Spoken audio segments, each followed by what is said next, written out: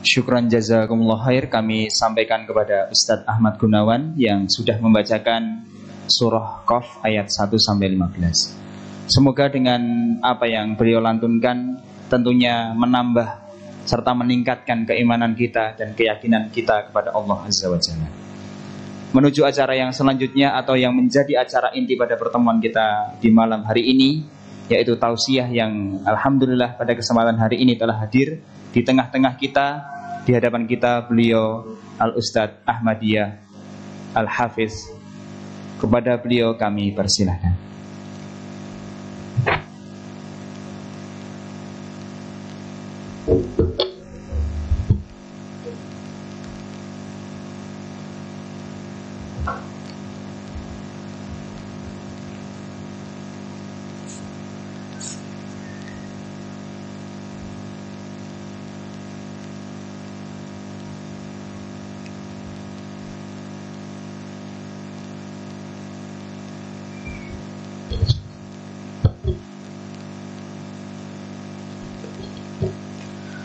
Bismillahirrahmanirrahim. Assalamualaikum warahmatullahi wabarakatuh.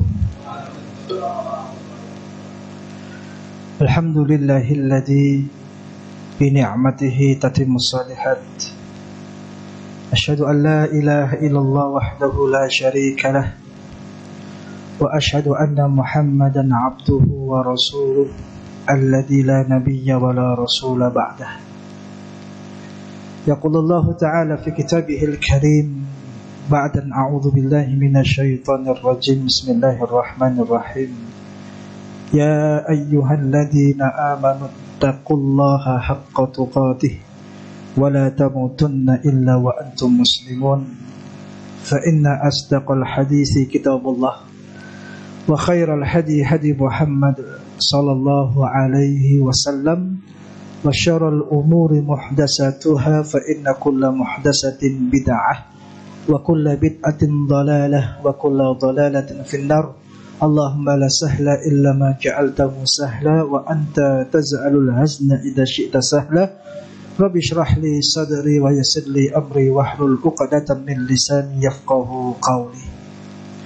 Ikhwatul iman rahimani wa rahimakumullah. Puja dan puji syukur kehadirat Allah Subhanahu wa ta'ala. Huwa Rabbul Alamin wa Rabbul Arshil Azim, yang telah melimpahkan segala curahan nikmatnya kepada kita selaku hambanya, sehingga dengan curahan nikmat tersebut maka sempurnalah kebaikan-kebaikan. Salawat dan salam senantiasa terlimpah curahkan kepada baginda Nabi besar Muhammad sallallahu alaihi wasallam, Rasulullah wa khataman nabiyyin, yang telah menyampaikan Islam, mendakwahkan Islam, sehingga sampailah Islam kepada kita sebagai agama yang diridhai oleh Allah Subhanahu wa ta'ala.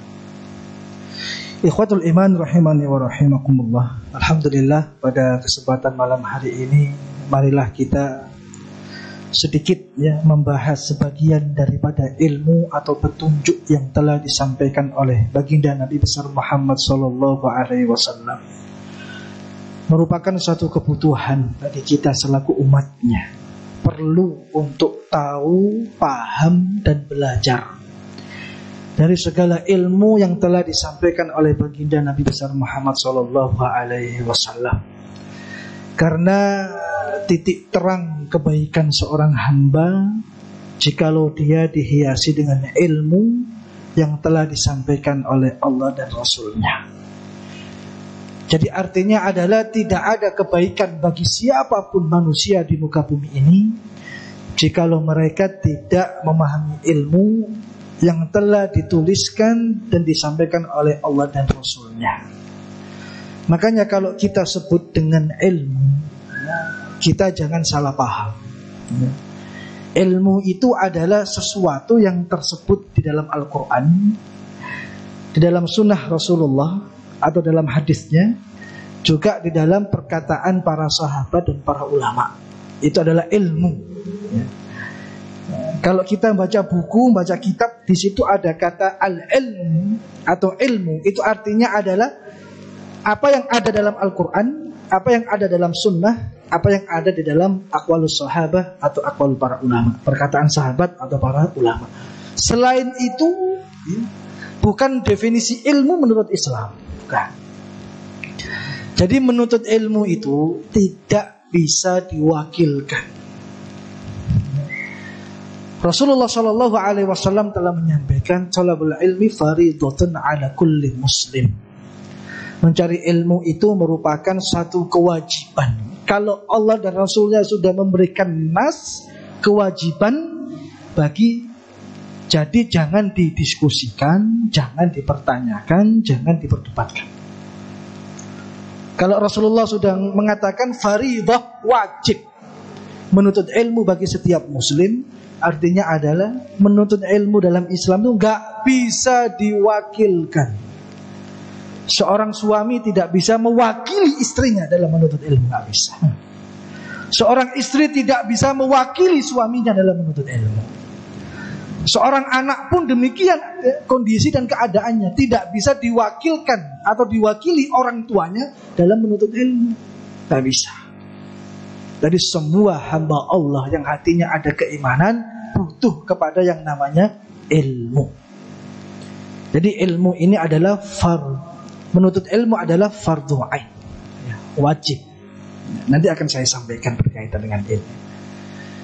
Kalau ada ilmu-ilmu yang lain seperti ilmu kedokteran, ilmu matematika, ilmu fisika, ya itu ilmu, tapi tidak yang dimaksud oleh Allah dan Rasulnya. Jikalau ada orang yang sudah menuntut ilmu di dalam bidang kedokteran, dia ahli spesialis, makanya hukumnya berubah, fardu kifayah. Tidak berkewajiban bagi kita untuk menuntut ilmu yang sama, karena kewajiban itu sudah gugur. Kalaupun kita tidak mencarinya, kita gak dosa. Juga ilmu-ilmu yang lainnya tentang ilmu dunia. Tapi kalau ilmu akhirat, semua berkewajiban untuk mencari, meneliti, dan menuntutnya.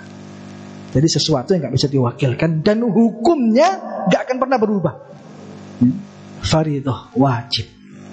Ini yang pertama yang perlu kita garis bawahi. Alhamdulillah, Anda ini tentunya datang dari rumah ke sini itu penuh dengan perjuangan, saya yakin.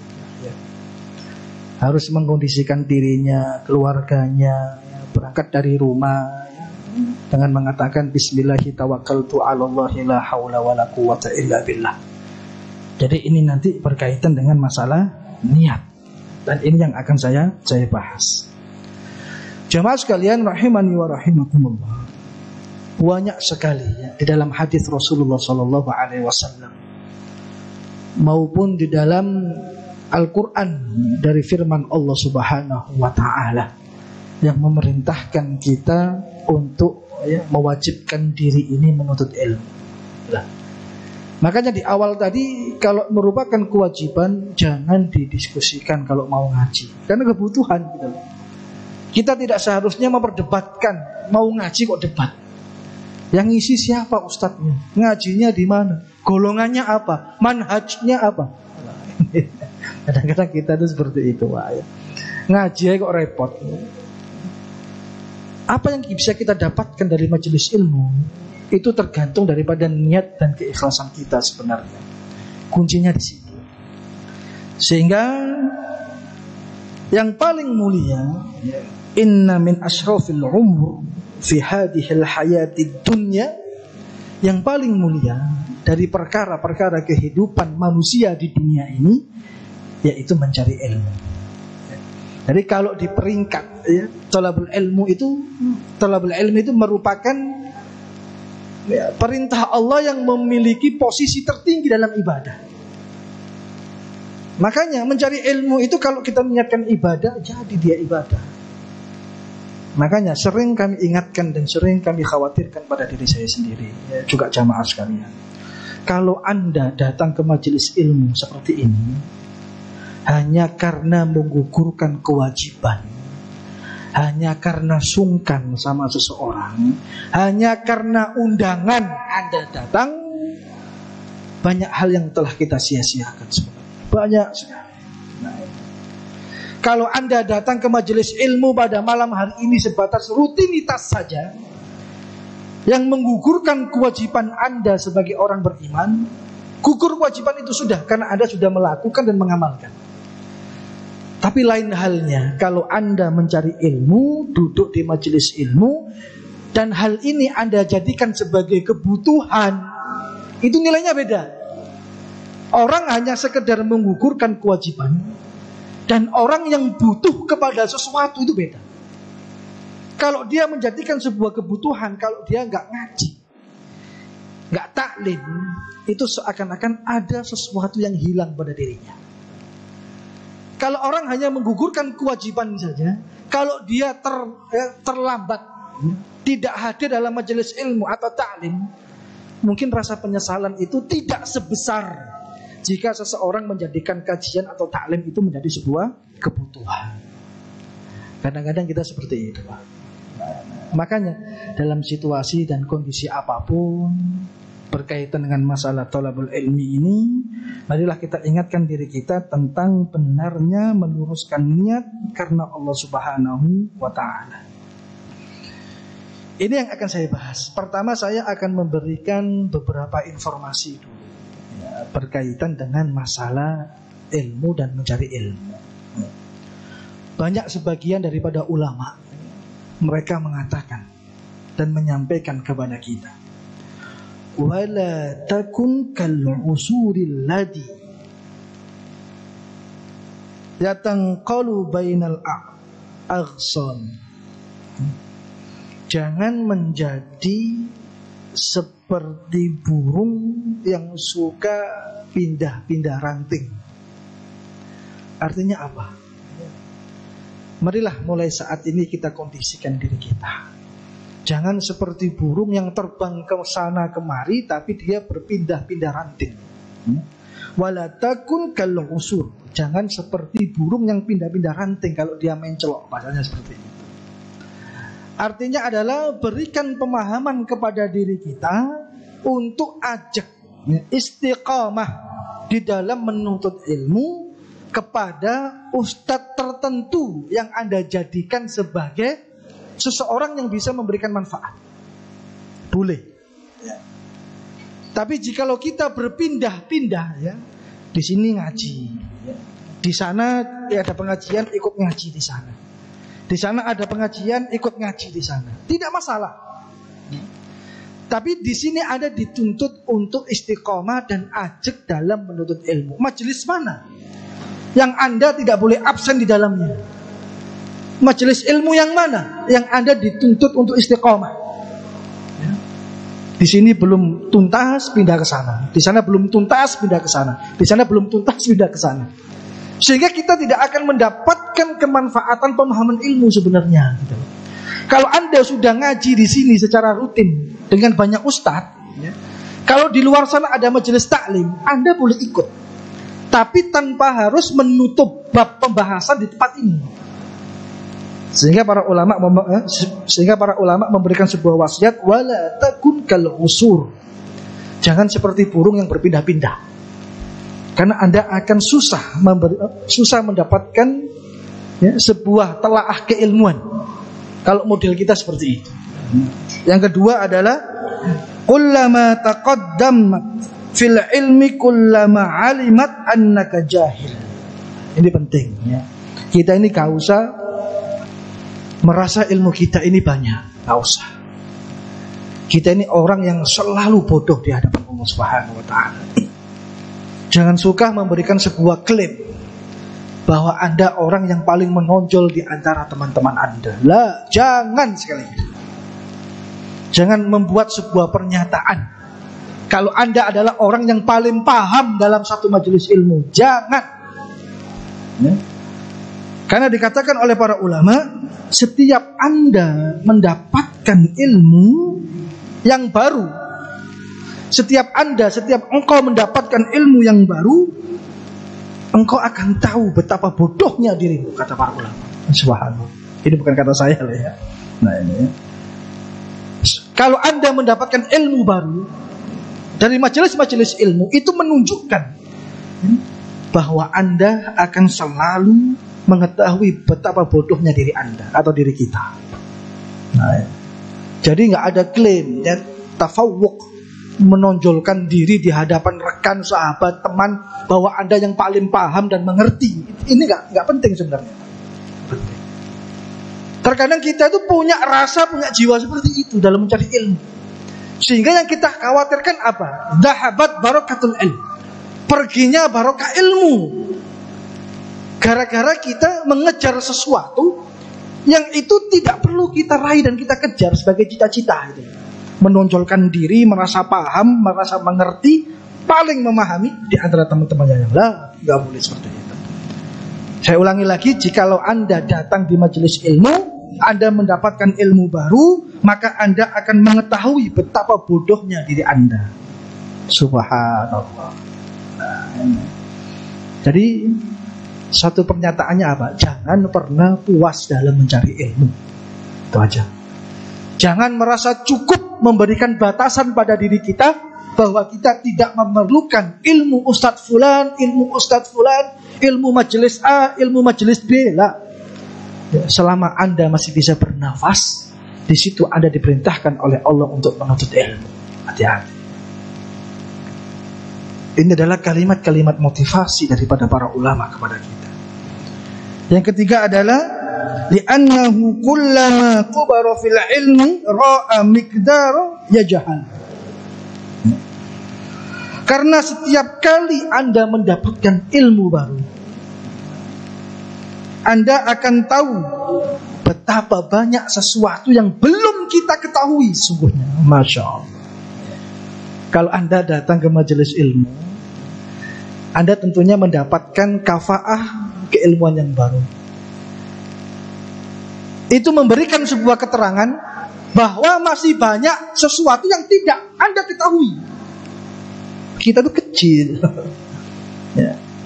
Jangan merasa Anda sebelum datang ke majelis ilmu Anda bawa banyak ilmu, seakan-akan dalam majelis ilmu tersebut ketika Anda ngaji Anda pandang kecil sebuah kemanfaatan dari ilmu yang baru. Tidak. Setiap Anda ngaji dimanapun, kapanpun, itu menunjukkan Anda butuh kepada ilmu dan banyak sesuatu yang belum kita ketahui.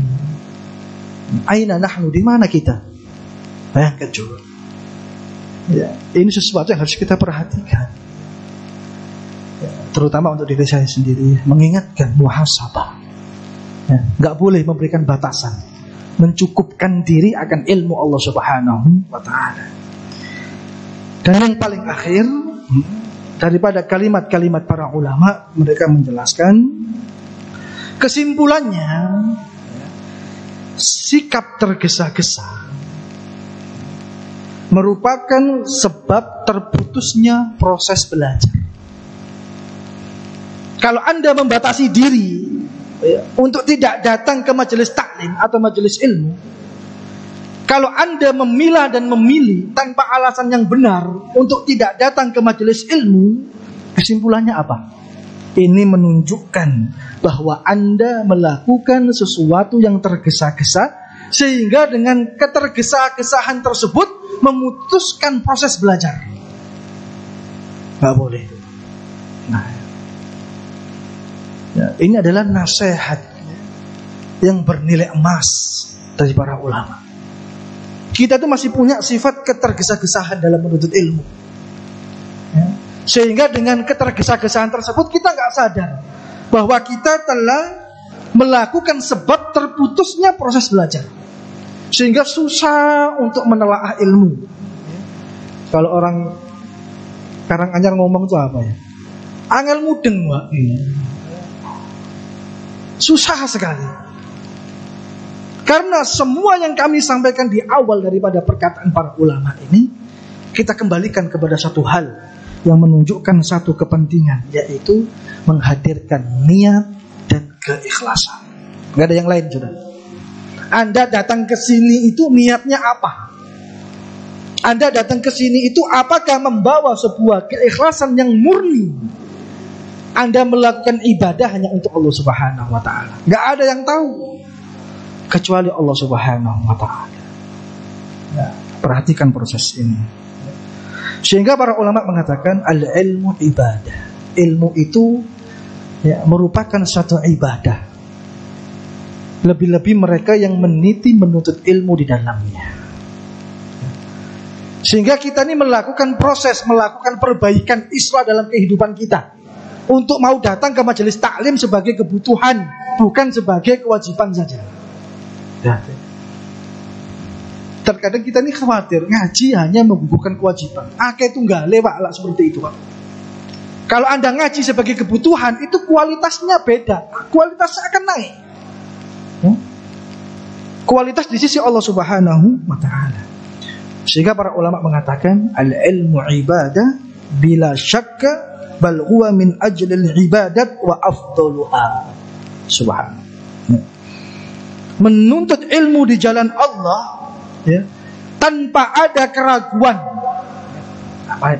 Perhatikan, tanpa ada keraguan, maka itu merupakan satu nilai ibadah yang paling mulia di sisi Allah Subhanahu wa ta'ala.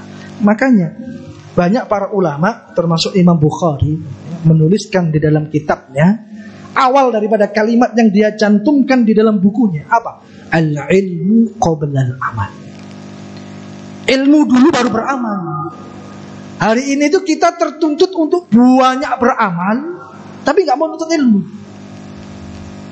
Hari ini kita terobsesi untuk melakukan banyak amal, tapi susah datang ke majelis taklim itu susah. Harusnya yang benar yang kita pahami adalah amal itu mengikuti ilmu. Sehingga benar tidaknya amal kita itu tergantung pemahaman ilmu yang kita miliki. Jadi kita rubah sekarang cara berpikir kita. Banyak-banyak taklim, karena taklim akan membenarkan amal Anda.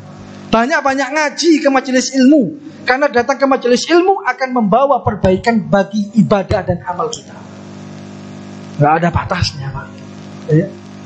Jika umur Anda dipanjangkan sama Allah Subhanahu wa ta'ala, habiskan untuk menuntut ilmu. Karena ilmu yang akan menyelamatkan kita di hadapan Allah Subhanahu wa ta'ala. Jadi jangan melakukan batasan-batasan. Kita merasa ya, menonjol di antara yang lain, sehingga kita menaruh rasa meremehkan orang lain dalam menuntut ilmu. Gak boleh. Siapa kita di hadapan Allah Subhanahu wa ta'ala? Sehingga kalau kita paham hadis innamal a'malu binniyat wa innamal likulli imri'in ma nawa dan seterusnya, Allah memberikan dua pertanyaan. Amalmu itu untuk apa?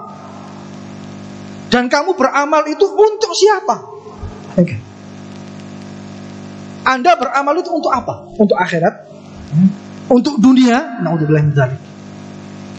Anda beramal itu untuk siapa? Untuk Allah? Untuk manusia? Atau untuk makhluk? Ini yang pertanyaannya harus kita jawab. Karena setiap amal itu harus ada niatnya.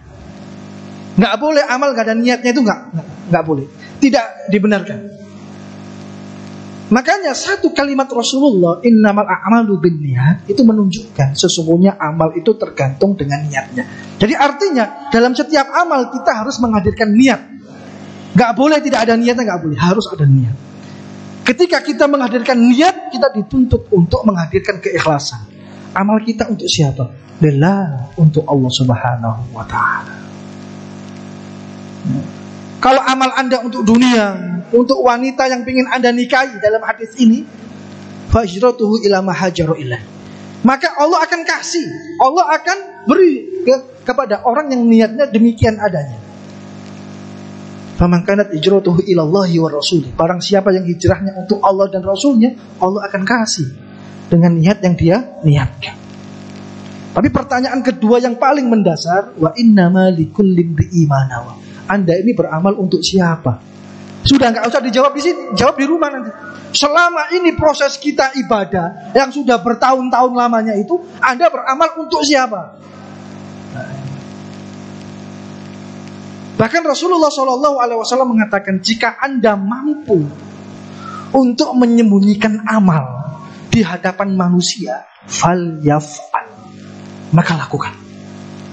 Kalau Anda mampu menyembunyikan amal dalam pandangan manusia, hanya Allah yang tahu, falyaf'al, lakukan itu.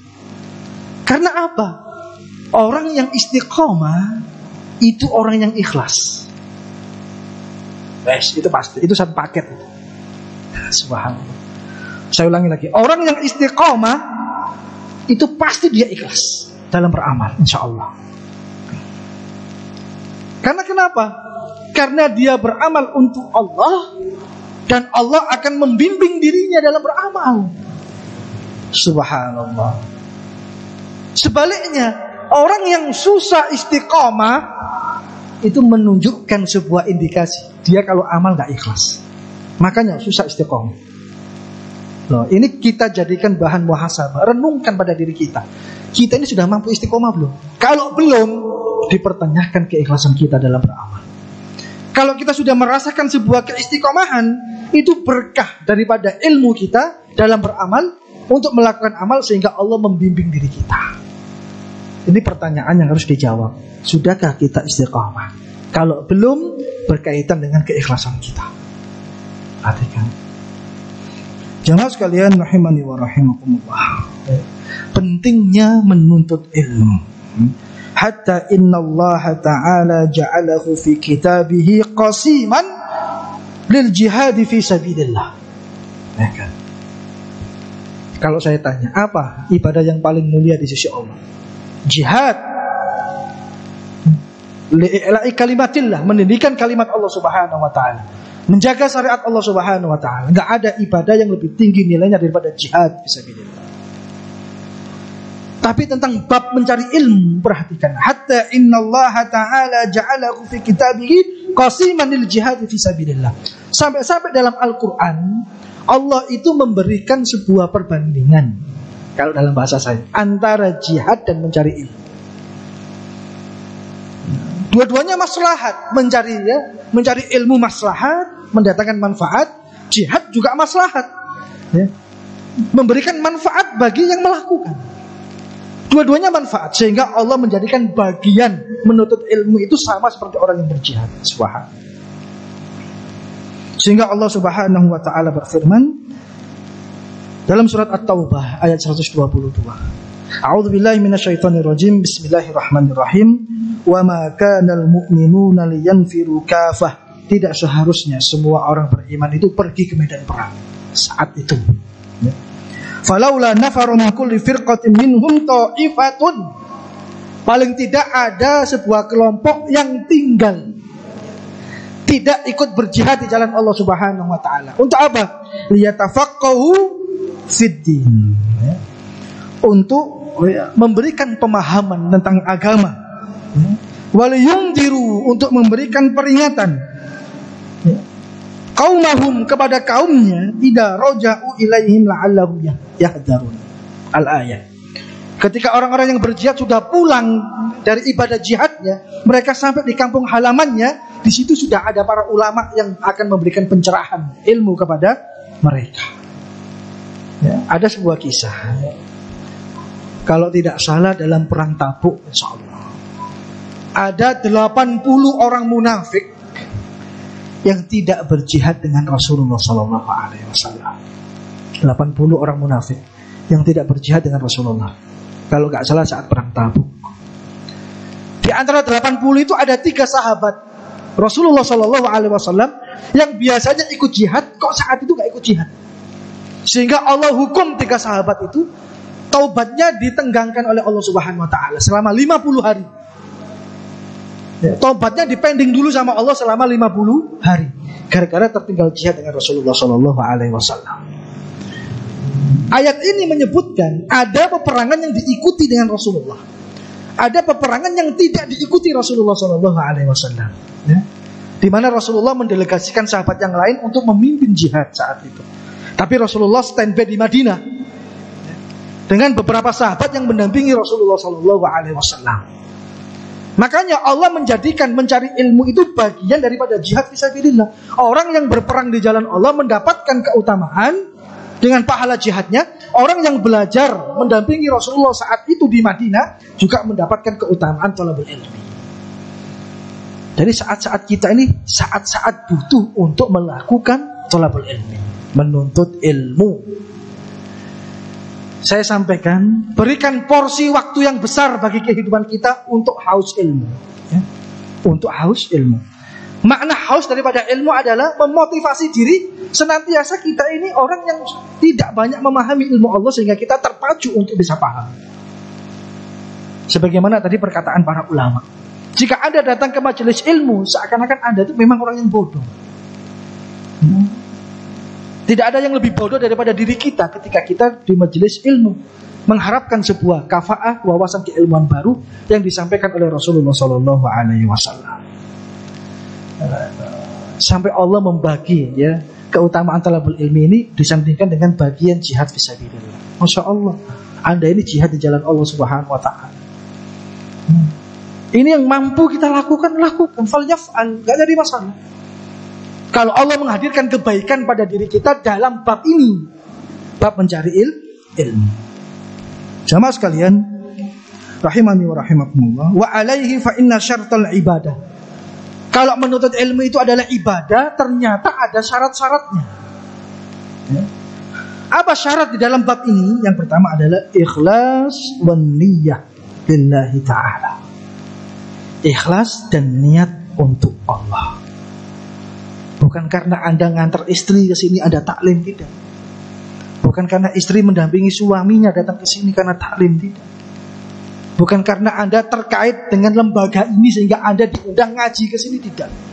Al-ikhlas wa niyat lillahi ta'ala, untuk Allah Subhanahu wa ta'ala. Itu yang akan menumbuhkan kedewasaan kita sebagai hamba Allah. Itu yang akan memberikan tanggung jawab kepada kita selaku hamba Allah. Oh, taklim itu kebutuhan dalam sebuah kehidupan manusia. Kalau taklim adalah ibadah, hadirkan keikhlasan dan niat yang benar supaya nggak sia-sia waktu kita gitu. Karena Allah akan balas dengan itu.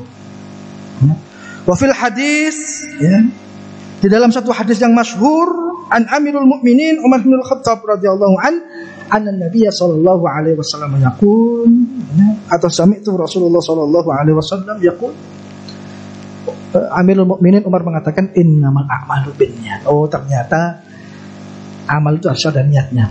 Niat itu, bayangkan posisi niat dalam setiap ibadah, ada catat. Niat itu bisa membesarkan amal yang kecil, bisa mengecilkan amal yang besar. Karena semua tergantung dengan niat. Makanya Anda tidak akan bisa menghakimi saya, Ustadz datang ke sini itu untuk apa? Hanya Allah yang tahu bagaimana kondisi hati saya. Makanya saya tidak akan bisa menghakimi Anda taklim ke sini itu niatnya untuk apa? Hanya Allah yang tahu kondisi diri Anda dan hati Anda. Tidak ada yang lain. Inilah satu catatan terpenting dalam kehidupan kita ketika kita berkaitan dengan bab ibadah, lebih-lebih mencari ilmu, hadirkan keikhlasan. Ya. Sehingga dikatakan, kalau tadi fa in faqadal ilmu ikhlas an-niyyah. Ilmu itu bisa hilang kalau nggak ada keikhlasan. Makanya amal itu nggak berguna kalau nggak ada keikhlasan, nggak berguna sama sekali. Intiqal, ya. Kalau tadi bal huwa min ajlil ibadat, menuntut ilmu itu sebaik-baik ibadah, intiqal dia bisa berubah dari sebaik-baik ibadah menjadi kemaksiatan yang besar di sisi Allah hanya karena salah niat. Subhanallah, ya. Merupakan ya, ibadah yang paling mulia bisa bergeser posisinya menjadi sebuah kemaksiatan kalau kita salah niat dan tidak ada keikhlasan di sisi Allah Subhanahu wa taala. Ya. Wala syai' yuhattimul ilma mithlur riya. Tidak ada sesuatu yang bisa merusak amal seseorang kecuali riya. Au riya'ul ikhlas, atau riya yang merusak keikhlasan. Wal mithlu at-tasmi'. Seperti apa? Seperti at-tasmi', beramal supaya pengen didengar orang. Ya. Bi anna yaqulu, ya, musammi'an, dan dia pengen didengar oleh orang lain. Ketika dia belajar, dia mengatakan alimtu wa hafidtu. Orang kalau ibadah pengen didengar oleh orang, pasti perasaan kondisi hatinya itu dia mengatakan alimtu wa hafidtu. Aku sudah tahu itu, sudah paham. Wa hafidtu, hafalanku sudah banyak. Berapa banyak ayat yang sudah saya hafal, berapa banyak hadis yang sudah saya hafal. Aku sudah paham itu. Orang yang sombong ciri-cirinya adalah dia mengatakan dalam hatinya terbesit kalimat alimtu wa hafidtu. Aku sudah tahu, aku sudah hafal.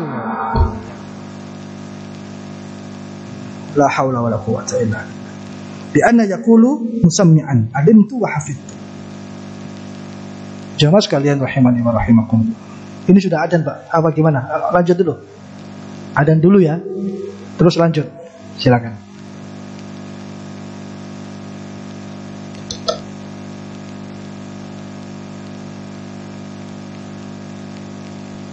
Nanti setelah adzan saya lanjutkan ya, sedikit ya.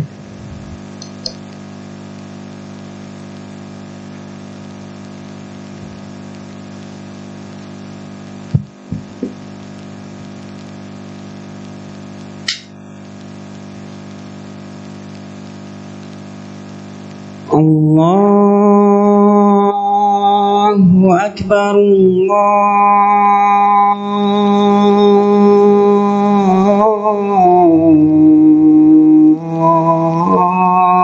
Allahu Akbar, Allahu Akbar, Allahu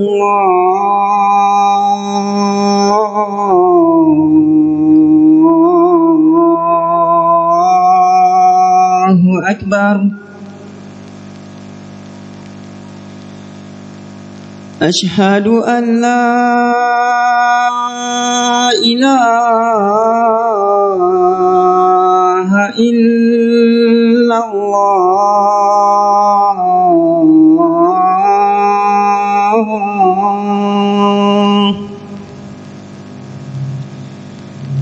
Asyhadu an la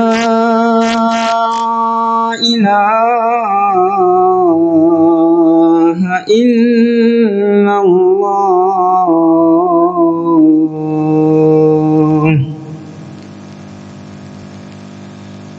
Asyhadu anna Muhammadar Rasulullah.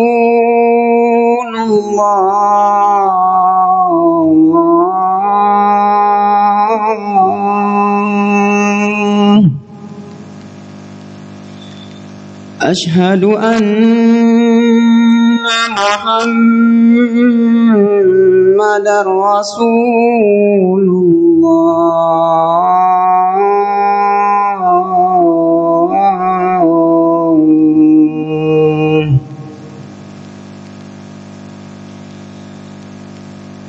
Hayya 'alas shalah.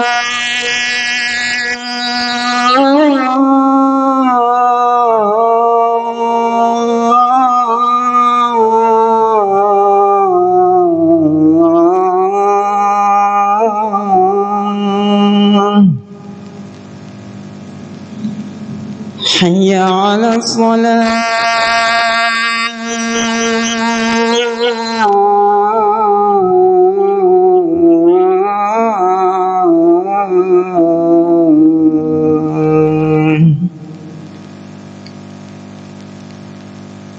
Hayya 'alal falah.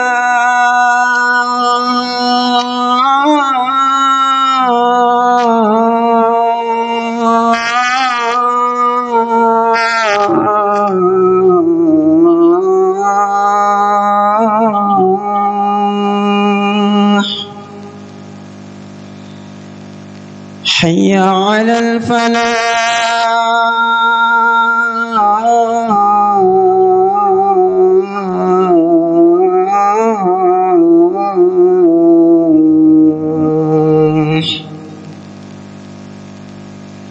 Allahu Akbar,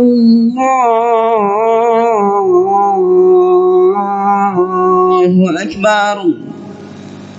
La ilaha illallah.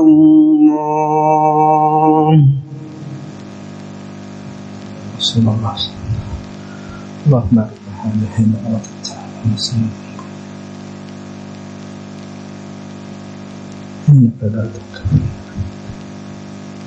Alhamdulillah. Kita lanjutkan ya, sedikit saja. Setelah ini kita menunaikan sholat isya secara berjamaah. tentang bab meluruskan niat dan keikhlasan. Jadi pernah ditanya Imam Ahmad radhiyallahu anhu, atau rahimahullah taala, Imam Ahmad rahimahullah taala, Imam Ahmad bin Hanbal, beliau mengatakan, waqala Imam Ahmad, al-ilmu la ya'diluhu syai'un liman sahat niyatahu. Ilmu itu tidak akan bisa memberi hujah kebaikan kepada seseorang kalau niatnya itu salah. Padahal kita ini ngaji ingin mencari hikmah kebaikan. Ketika Allah tidak kasih hikmah kebaikan itu, kita pertanyakan di mana kita meletakkan niat kita. Itu yang pertama. Qalu, sehingga para muridnya mengatakan kepada Imam Ahmad, wa kaifa tasihhu niyyah ya Aba Abdillah, bagaimana caranya meluruskan niat ya Aba Abdillah? Qala, Imam Ahmad menjawab, yanwi raf'al jahli an nafsihi wa an ghairihi. Subhanallah. Cara meluruskan niat menurut Imam Ahmad bin Hanbal, ketika Anda sudah sampai di majelis ilmu, duduk seperti ini, datang di majelis ilmu, niatkan yanwi raf'al jahli, niatkan semoga Allah mengangkat kebodohan kita atau kebodohan dirinya orang yang mengatakan niat. Niatkan pada diri kita ketika kita sampai di majelis ilmu, minta pemahaman sama Allah, semoga Allah mengangkat kejahilian kita. Itu penting. Wa an ghairihi, selain kebaikan itu untuk kita yang kita panjatkan kepada Allah, juga mintakan kepada Allah supaya Allah mengangkat kebodohan orang-orang yang ada di sekitar kita. Jadi hikmah ilmu itu menyeluruh, semuanya dapat gitu. Bukan hanya diri Anda yang Anda niatkan minta kepada Allah untuk Allah mengangkat kebodohan Anda, bukan. Tapi masyarakat yang ada di sekitar Anda, orang-orang yang dekat dengan Anda, Anda doakan juga. Itu niatnya, kata Imam Ahmad bin Hanbal rahimahullah ta'ala. Jadi dalam bab untuk menaruh niat ini penting sebenarnya. Kadang-kadang kita tidak paham, hanya sekedar datang, duduk, mencatat. Tapi di dalam proses pembelajaran itu kita belum bisa menempatkan niat kita untuk siapa, dan keikhlasan kita itu untuk Allah atau tidak. Dan ini harus kita garis bawahi. Sehingga saya perlu menambahkan, idza qala al-qail, ada sebagian ulama mereka mengatakan bima yakunul ikhlas fi talabul ilmi, bagaimana caranya membangun keikhlasan dalam menuntut ilmu. Penting. Bagaimana, ini masalah cara, supaya kita tahu belajar dalam majelis ini bagaimana cara untuk menumbuhkan keikhlasan. Kalau kita sudah duduk dan sampai di majelis ilmu, ada beberapa hal. Yang pertama adalah al-amrul awal, perkara yang pertama, imtisalu amrillah. Ini yang paling dominan dan paling mendasar. Imtisalu amrillah. Anda datang ke majelis ilmu, ini perintah Allah. Bukan makhluk yang memerintahkan Anda untuk datang ke sini. Bukan makhluk yang menarik hati Anda untuk datang di majelis ilmu. Imtisalu amrillah. Datang ke sini karena Allah. Ini yang paling mendasar sekarang. Yang kadang-kadang ini pergi dari diri kita gitu. Na'udzubillah min dzalik. Na'udzubillah min dzalik. Makanya hal yang perlu saya pertanyakan untuk diri saya sendiri, bisa menjawab atau tidak, baik untuk Anda, kita datang ke sini itu untuk siapa itu loh. Wallahu a'lam bishawab. Ya, kita tidak akan bisa menghakimi satu dengan yang lain. Karena an-niyah ibadatul qalb. Niat itu ibadah hati. Enggak ada yang tahu kecuali Allah Subhanahu wa taala. Kalau Anda sudah sampai di majelis ilmu, niatkan, ini perintah Allah. Ini mudah diucapkan, susah diamalkan. Karena setan dan iblis itu bermain untuk memalingkan seseorang ketika beramal atau ibadah, ya, dari niat yang benar bukan untuk Allah. Di situ iblis dan setan berperan sebenarnya, merusak niat seseorang, mengkacaukan niat seseorang di dalam ibadah. Bagaimana kita bisa menundukkan hati kita kalau kita datang ke majelis ilmu? Imtithalu amrillah. Ini adalah 100% perintah Allah. Bukan karena sebuah kewajiban Anda harus datang. Ini kebutuhan bagi kehidupan kita. Itu yang pertama. Ya. Wal amru tsani, kalau Anda sudah sampai di majelis ilmu, bagaimana cara untuk membina dan membangun keikhlasan? Para ulama mengatakan, al-amru tsani hifdzu syariatillah. Anda niatkan ini adalah proses belajar untuk menjaga syariat Allah. Jadi kita ini dibangun oleh Allah, digiring sama Allah untuk menjadi pelopor dan garda barisan paling depan sebagai penjaga syariat Allah Subhanahu wa taala. Siapa lagi? Laulal, siapa lagi kalau bukan para ulama, ya? Laulal ulama, siapa lagi kalau bukan ulama, orang-orang yang alim yang menjaga syariat Allah? Pasti mereka gitu. Al ulama warasatul anbiya. Kalau Anda sudah sampai di majelis ilmu, hadirkan niat hifdzu syariatillah, untuk menjaga syariat Allah Subhanahu wa taala. Karena dengan ilmu amal Anda akan tertata. Salat Anda insya Allah benar. Ibadah Anda apapun yang Anda lakukan insya Allah benar. Karena dasarnya adalah menjaga syariat Allah. Langsung Anda aplikasikan, Anda amalkan, Anda terapkan sesuai dengan kebutuhan kafa'ah keilmuan kita. Makanya kalau datang ke majelis ilmu, niatkan saya menjaga syariat Allah Subhanahu wa taala. Lianna hifdzu syariatillah yakunu bita'lim. Karena menjaga syariat Allah itu hanya dengan satu sarana, bita'lim, dengan ta'lim, ada yang lain. Bukan dengan harta Anda, bukan dengan jabatan Anda, bukan dengan kedudukan Anda di masyarakat. Ya. Fa inna hifdzu syariatillah yakunu bita'lim. Karena menjaga syariat Allah itu hanya dibangun dengan ta'lim, ada yang lain. Subhanallah ya. Allah memilih kita untuk menjaga syariatnya, sehingga hati kita masih terbuka. Langkah kita dimudahkan oleh Allah untuk datang ke majelis ilmu. Kembalikan kepada niat kita. Niat kita adalah untuk menjaga syariat Allah Subhanahu wa taala. Itu cara membangun keikhlasan. Wal amru tsalits, perkara yang ketiga. Kalau Anda sudah hadir di majelis ilmu, bagaimana caranya menjaga sebuah keikhlasan? Himayatu syariatillah wad difa' anha. Kalau Anda sudah hadir di majelis ilmu, niatkan selain menjaga syariat Allah, saya belajar ini untuk membela syariat Allah Subhanahu wa taala. Menjaga dan membela beda. Menjaga dengan penjagaan, mengharapkan ibadah Anda benar sesuai dengan perintah petunjuk Rasulullah sallallahu alaihi wasallam, dan menjaga syariat Allah, di mana Anda mampu untuk memberikan argumentasi jika ada syubhat yang sampai pada diri Anda tentang keislaman Anda. Sehingga Anda mampu untuk memberikan dalil untuk membela syariat Allah Subhanahu wa taala. Sehingga Anda bisa memberikan keterangan kepada masyarakat dalam bab acuan membela syariat Allah dengan keilmuan Anda. Makanya kalau datang ke majelis ilmu, niatnya adalah menjaga dan membela syariat Allah Subhanahu wa taala. Bukan orang lain, kita yang membela syariat Allah, bukan orang lain. Bukan orang lain, kita yang menjaga syariat Allah Subhanahu wa taala. Bagian-bagian daripada pencari-pencari ilmu di muka bumi Allah Subhanahu wa taala. Yang terakhir, bagaimana caranya membina dan membangun keikhlasan? Ittiba syariati Muhammad sallallahu alaihi wasallam. Li'annaka la yumkin an tattabi'a syari'atahu hatta ta'allamu hadhihi syari'ah. Yang keempat, kalau Anda sudah hadir di majelis ilmu, duduk di majelis ilmu, niatkan untuk mengikuti petunjuk Rasulullah sallallahu alaihi wasallam.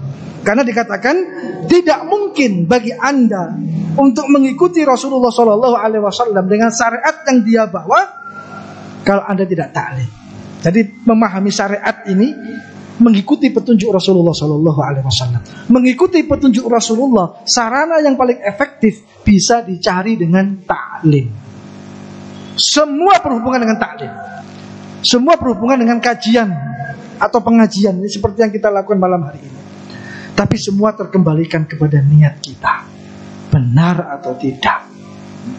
Karena saya tambahkan di sini, orang kalau mungkin niatnya salah. Ini penting. Tidak ada yang bisa merusak amal seseorang kecuali kalau niatnya salah dan ikhlasnya tidak ada. Ada orang belajar, ada orang menuntut ilmu. Disebutkan oleh Syekh Dr. Abu Bakar dalam kitab Syarah Hilyah Thalabul Ilmi, orang yang tidak membawa niat dalam menuntut ilmu itu mesti ada tujuannya, tendensi kepentingan pribadi dan dunia. Perhatikan contohnya. Yang pertama adalah kahubbid dhuhur, pengen terkenal, pengen viral. Orang kalau taklim niatnya salah, pengen terkenalnya, pengen dikenal, suka popularitas, suka pandangan manusia melihat amalnya, mengharapkan pujian manusia memuji amalnya. Ini kahubbid dhuhur. Hati-hati. Suka popularitas. Kalau orang niatnya salah dan ikhlasnya nggak ada dalam beramal. Yang pertama. Yang kedua yang tadi saya sampaikan, wattafawuq 'alal arqam. Wattafawuq 'alal aqran. Ini yang paling bahaya di sini. Yang tadi saya sampaikan. Orang kalau beramal nggak ada niatnya, ikhlasnya kosong, selain cinta popularitas, mereka ini orang yang sering menonjolkan dirinya di antara teman-temannya. Tafawuq itu menonjolkan diri, seakan-akan dia yang paling paham, seakan-akan dia yang paling berilmu. Itu tafawuq 'alal aqran, menunjukkan kapasitasnya di hadapan manusia. Hati-hati. Menunjukkan kelebihannya, kecerdasannya, kepintarannya. Kalau itu rezeki dari Allah, dia tempatkan dalam posisi yang salah. Tafawuq, menonjolkan dirinya. Saya yang paling alim, saya yang paling hafid, saya yang paling dan paling sebagainya. Itu tafawuq. Hati-hati.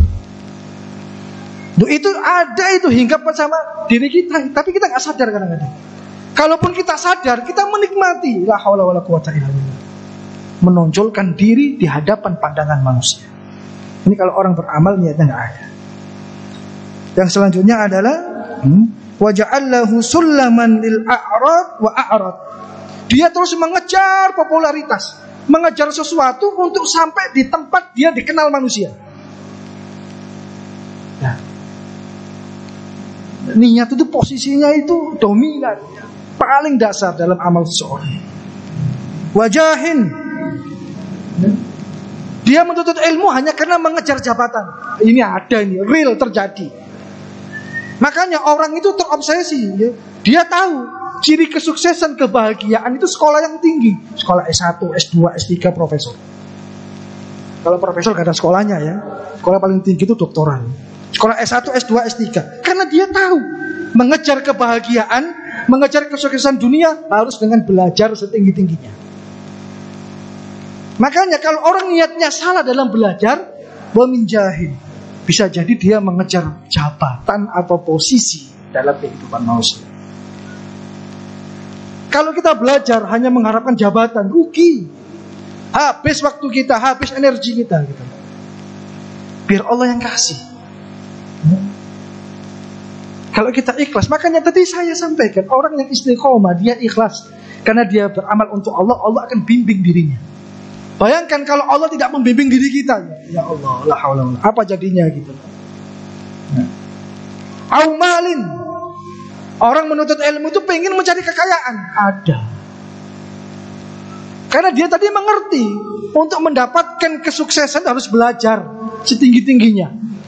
Dalam proses belajar dia hanya mengharapkan harta, pengen kaya, bisa Allah kasih kekayaan. Tapi itu bukan tujuan bagi orang-orang beriman. Au ta'zim,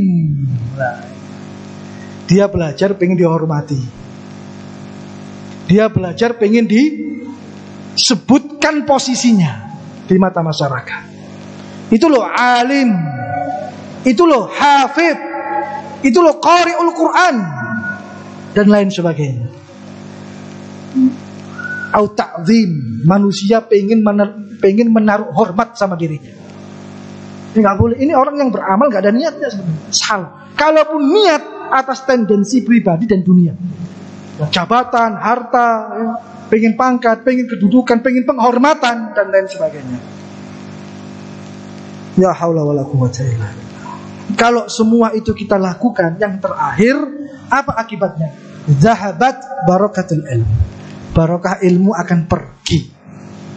Barokah ilmu akan pergi, hati-hati. Kalau kita sebagai thalabul ilmi tidak mendapatkan keberkahan ilmu, jadi kita itu berangkat nol, pulang nol, nggak dapat apa-apa. Kalau kita hadir di majelis ilmu, ya, tidak ada niat dan ikhlas karena Allah, kita tidak mendapatkan apa-apa. Berangkat kosong, pulang juga kosong. Na'udzubillah min dzalik. Semua terkembalikan kepada bagaimana cara kita memposisikan niat dalam amal kita, menghadirkan keikhlasan lillahi ta'ala di setiap aktivitas amal dan ibadah kita. Jamaah sekalian rahimani wa rahimakumullah, mungkin ini yang sedikit bisa saya sampaikan. Semoga bisa memberikan kemanfaatan untuk diri saya sendiri terutama, dan untuk jamaah sekalian. Semoga Allah Subhanahu wa taala membimbing kita, membenarkan hati kita untuk senantiasa menata, ya, akan benarnya memposisikan niat dan keikhlasan kita di setiap ibadah yang Allah perintahkan kepada kita. Marilah kita berdoa kepada Allah Subhanahu wa taala, semoga Allah Subhanahu wa taala menerima segala amal kebaikan kita, dan semoga Allah Subhanahu wa taala memberikan keistiqomahan kita dalam beramal.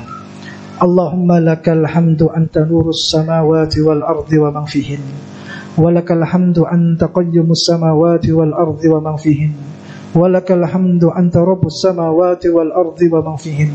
اللهم صل على محمد وعلى آل محمد كما صليت على إبراهيم وعلى آل إبراهيم، وبارك على محمد وعلى آل محمد كما باركت على إبراهيم وعلى آل إبراهيم في العالمين إنك حميد مجيد.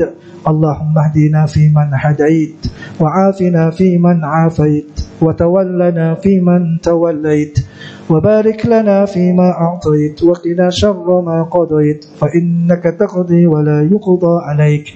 اللهم اغفر للمسلمين والمسلمات والمؤمنين والمؤمنات الأحياء منهم والأموات، إنك سميع قريب مجيب دعوات يا قاضي الحاجات.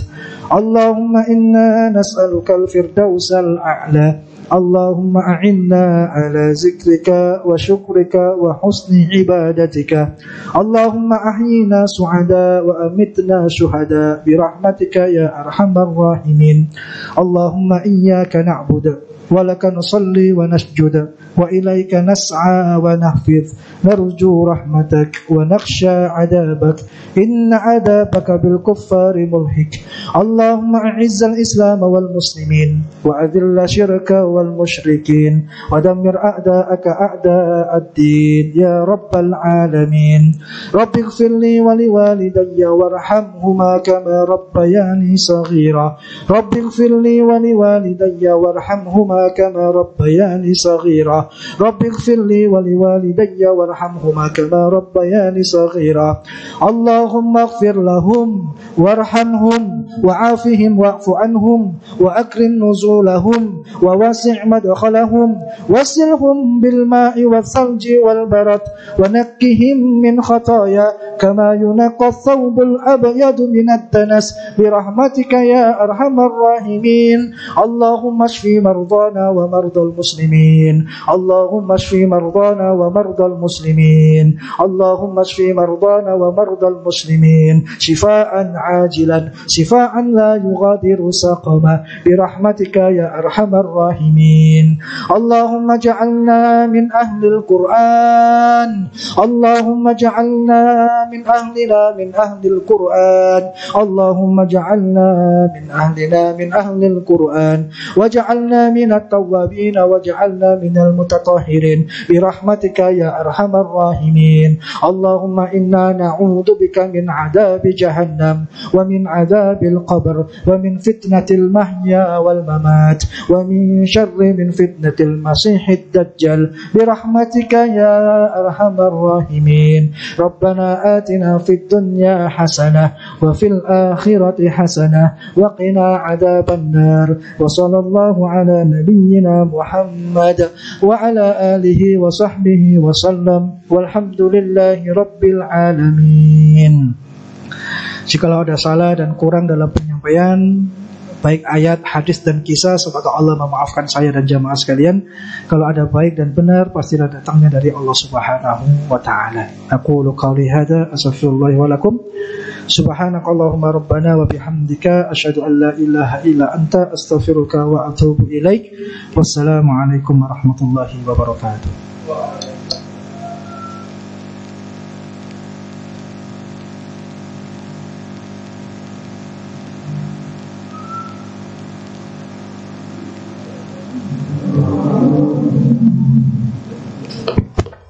Syukran jazakumullah khair kami haturkan kepada Ustadz Ahmadiyah, Sarjana Pendidikan, Magister Pendidikan.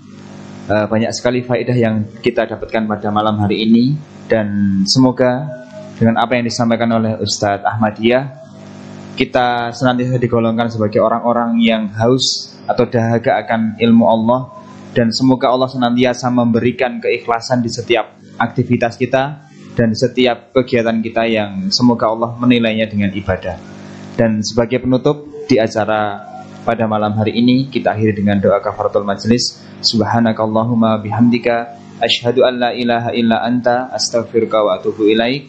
Dan kita tutup dengan sholat berjamaah. Assalamualaikum warahmatullahi wabarakatuh.